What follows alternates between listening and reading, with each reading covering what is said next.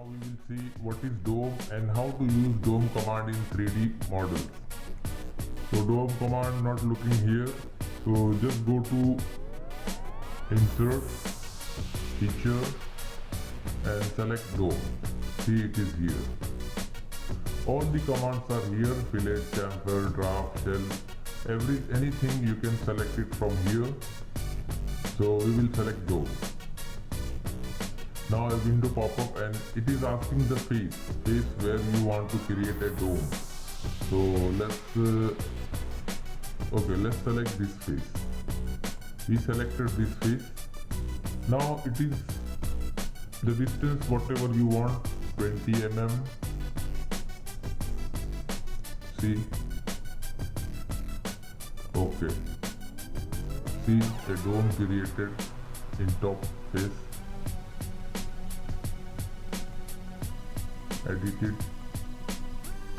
You can also use with the help of this, and even you can make reverse. Now see, it is going to make a reverse dome or inside. It is too much. Okay, this also, just put it 5 mm.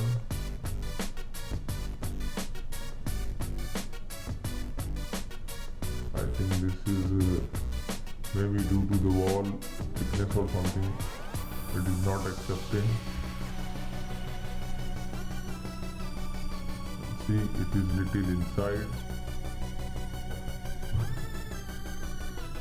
Now we will create a dome for this. So go to insert, feature, dome. Now select this face.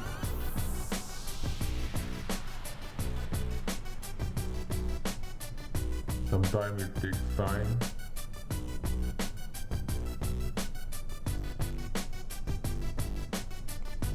Select OK. Now see, a dome available here. Edit the dome. You can also uncheck this continuous dome, so it becomes a continuous dome. See, it is become a continuous dome.